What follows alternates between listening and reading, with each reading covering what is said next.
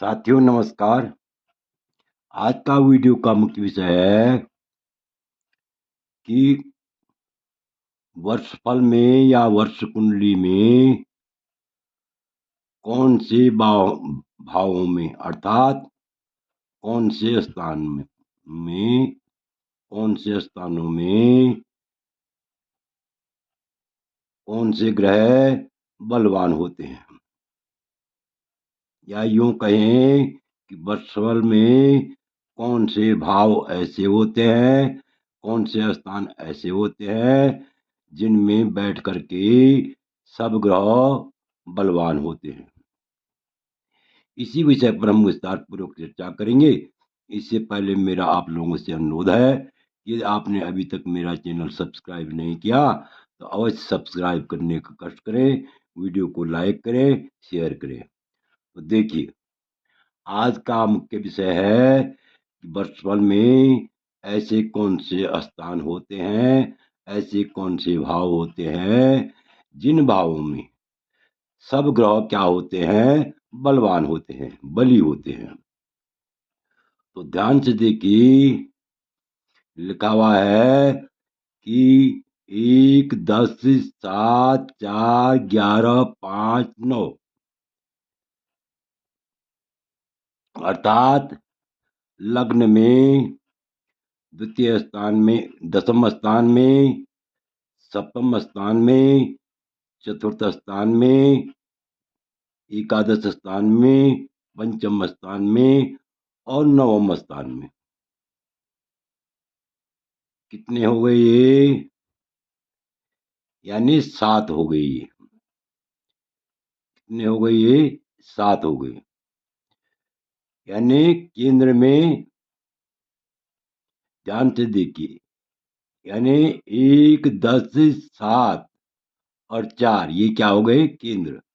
और एकादश, नव, पंचम, नव और पंचम और एकादश, इन भावों में, इन स्थानों में यदि कोई भी ग्रह बैठा हुआ हो, कोई भी ग्रह, तो इन भावों में बैठने से, इन स्थानों में बैठने से सभी ग्रह क्या होते हैं? बलवान होते हैं। अर्थात लग्न में, दसम स्थान में, सप्तम स्थान में, चतुर्थ स्थान में, एकादश स्थान में, पंचम स्थान में, नवम स्थान में, तो इन भावों में जो है, इन स्थानों में स्थिति सब ग्रह क्या होते हैं? बलवान होते हैं। और इन पठित स्थानों में जो ये बताए गए स्थान हैं, ये कितने हो गए? 7।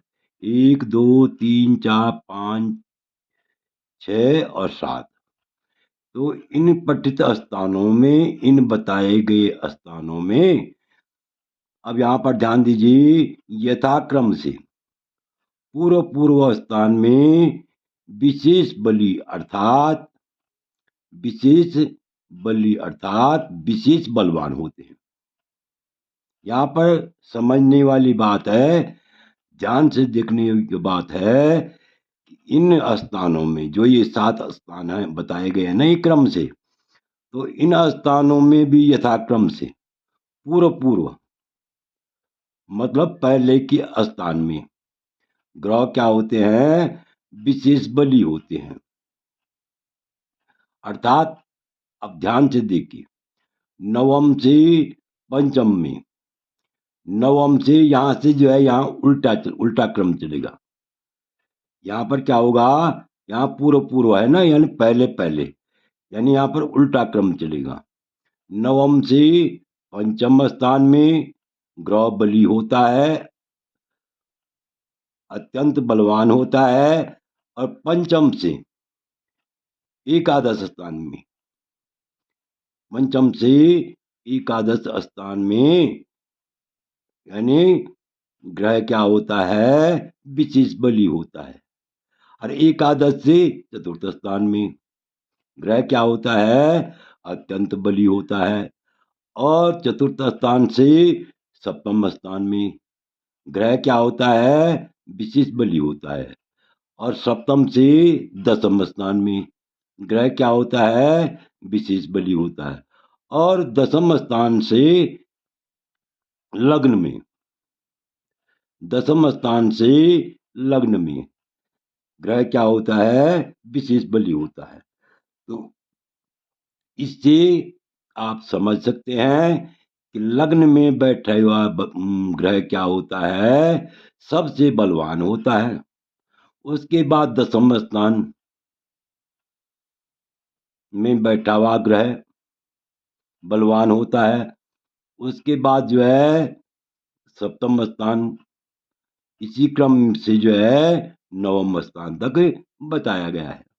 ये 7 हो गई, ये 7 तो हमने बता लिए। अब आगे देखिए, यानी चंद्रमा 2-3 स्थान में, चंद्रमा कहाँ होता है बलवान, तृतीय भाव में और द्वितीय भाव में भी क्या होता है, बलवान होता है। इन भावों में तो होता ही होता है, लेकिन इसके साथ ही चंद्रमा तृतीय और द्वितीय स्थान में भी बली होता है, तथा मंगल तृतीय स्थान में भी क्या होता है, बली होता है। अब ये कितने हो गए, यानी 7 ये हो गए और 2 ये हो गए, 3, यानी चंद्रमा और मंगल, चंद्रमा और मंगल। तो इस प्रकार से यहाँ पर चंद्रमा 2-3 स्थान में बली होता है तथा मंगल 3 में भी बली होता है।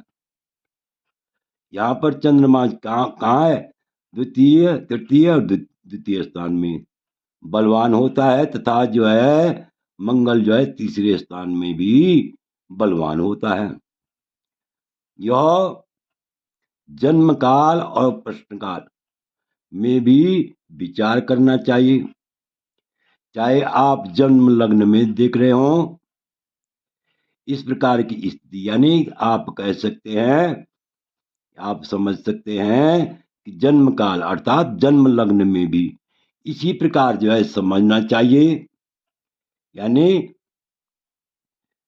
9 से 5 में बली होता है ग्रह, 5 से 11 में बली होता है जन्म कुंडली में, और 4 से 7 में बली होता है, 7 से जो है 10 में बली होता है, 10 से जो है 1 में बली होता है। और तीसरे और दूसरे स्थान में चंद्रमा क्या होता है, बली होता है। मंगल तृतीय स्थान में बली होता है। अब रही बात, ये 9 तो हो गई, यानी 7 ये हो गए, यहाँ चंद्रमा और मंगल, 2 9 हो गए। अब रह गए 3। अब 3 में क्या है, 6 8 12, ये 3 भाव जो है, यानी अधिकांश विद्वानों की राय में, अधिकांश विद्वानों की मत के अनुसार अशुभ कहे गए हैं, अशुभ होते हैं। लेकिन इनमें भी क्या है, यदि कोई ग्रह, यानी 6 8 12, इन भावों में भी यदि कोई जो है, इन स्थानों में भी, ये त्रिक स्थान भी कहते हैं इनको, 6 8 12 को, और यदि जो है इनमें से, इन भावों में भी यदि जो है कोई ग्रह उच्च का बैठा हुआ हो और स्वगृह बैठा हुआ हो, तो ऐसी स्थिति में, यानी 6 8 12 में बैठे हुए ग्रह भी अत्यंत बलवान होते हैं। क्या होते हैं, ध्यान से देखिए, 6 8 12, क्यों 9 तो ऊपर बता लिए, 6 8 12, तो इन स्थान, ये भाव क्या बताए गए हैं, यानी शास्त्र में जो है अशुभ बताए गए हैं, अशुभ होते हैं।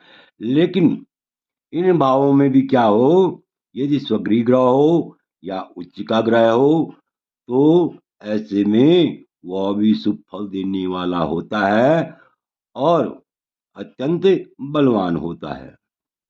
तो आशा है कि आप इस वीडियो को भली बात समझ गए होंगे।